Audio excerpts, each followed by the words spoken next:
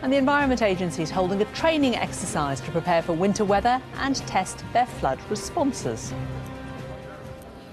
Well, let's get more now on that story. The Environment Agency is beginning to prepare for the winter months ahead. They're training with new barriers, pumps, vehicles and drones to test their flood responses. Well, joining me now is the chairman of Third Generation Environmentalism, Tom Burke, and the chief executive of the National Flood Forum, Paul Cobban. Very good morning to you both, gentlemen.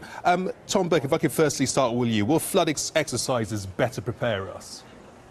Yes, they will, and it's important to be doing this, not the least because we know from the way the climate's changing that there are going to be more extreme weather events, there are going to be more floods, and indeed as we go out further there's going to be sea level rise to cope with as well. So it's absolutely right for the Environment Agency to be preparing in the way that it's doing for these emergency events. But what's much more important than being ready for the emergencies is to make sure we're doing the right sort of planning to cope with the fact that this problem is going to go on getting worse for some time.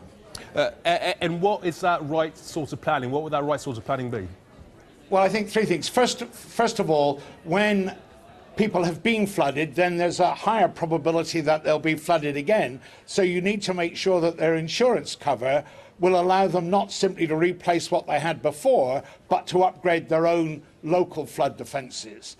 I think the second thing that's really important as we drive forward with building the new homes that people need, we don't put them on floodplains, making them all vulnerable to flooding. So you've got to make sure that your planning system is connected properly to your flood defence system. And then in the longer run, we really do need to have a much more strategic planning, a much more investment in how we protect all of our infrastructure from a changing climate and from the way in which that will manifest itself in people's lives very often as floods. We have just lost Paul Cobban momentarily. We will try and get back to him as soon as possible. How important is it that there's also a focus on the effects of climate change, both on a national stage and also a global scale as well? Well, I think it's very important that we do everything we can to slow down the rate that the climate's changing and to stay below the agreed goal of limiting that change to 2 degrees. And that means if Britain wants to make sure that other countries do their bit, we have to be doing our bit. And frankly, at the moment, there are real signs the government isn't doing enough to meet the targets we've set ourselves. And that weakens our ability to get other countries to do more, because no country can solve this problem on their own. And if we don't do that, then we're trying to shoot at a moving target for the level of resilience we need to build to floods. And of course that ends up by being not only a big interruption to people's lives, but a big waste of money as well. Off the back of the floods that we saw over the Christmas period last year in cities like Manchester, Leeds and New York, there were promises of more government investment, £2.5 billion to be invested by 2021. Is that going to be enough? I doubt it. I think that the Bonsfield report, the report that came out fairly recently, was very careful in what it said, but it pretty clearly indicated that we're not investing enough now to protect ourselves from the kind of stresses we're likely to see in the future. It's not only about money, as I said, it's also about planning. Don't make the problem worse by putting buildings and things in the wrong place. And on that point of planning, is it more important to focus on the current barriers, systems that are currently in place, or to look big and look at the huge projects in the future, in the coming months and years?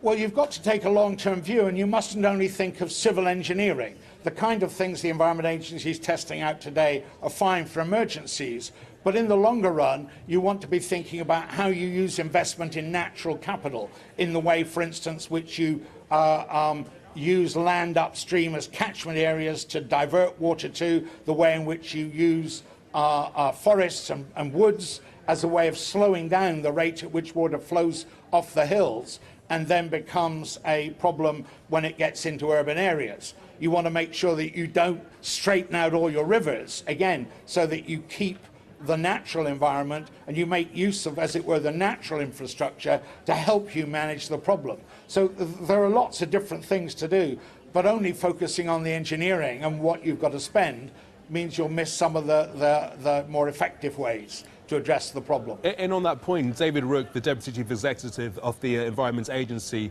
just after the floodings that we saw over the Christmas period, was calling for a radical new approach, a real focus on new alternatives.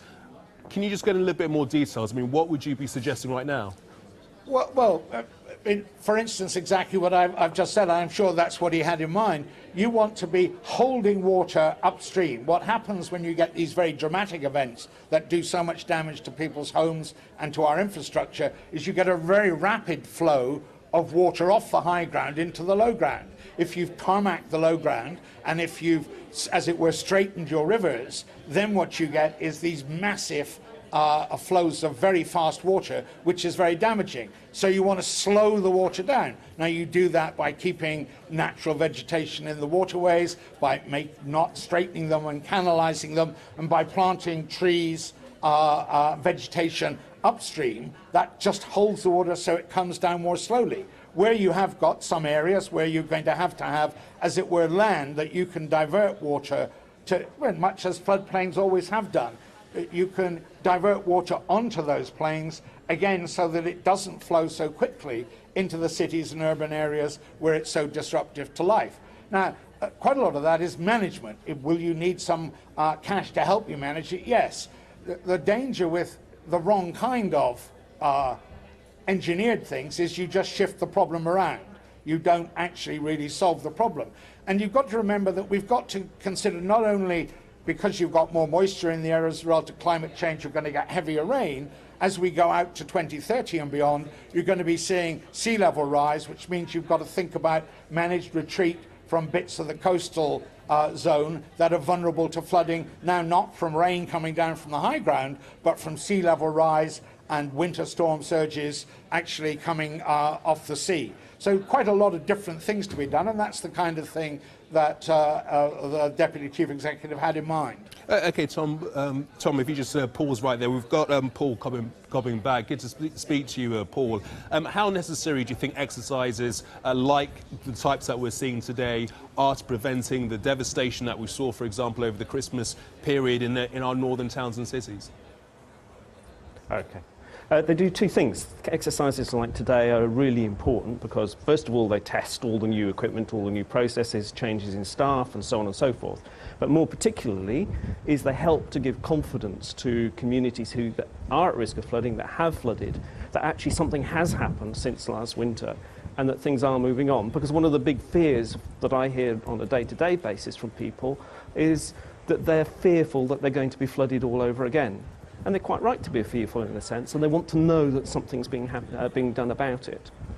Do you think that the investment is there, the will from the politicians, those that can make the decision, is there, that we don't see flooding that we've seen in the past? OK, there's a huge amount of work going on, much of it unseen by people at large. But for me, the really big thing is what's the level of ambition. In all the reports and so on that have come out over the past few months, what we haven't seen is some idea of, well, what's the target we're really aiming for? Is it so that when we get the flood risk insurance scheme, Flood Re, when that ends in 23 years' time, is it so that we don't need yet another mechanism in place? In which case, what's the level of investment? What's the level of activity that we need to make all of that happen? And how are we going to make that happen in individual places, the localities? How are we going to bring it forward so that it means something really concrete to people in communities up and down the country?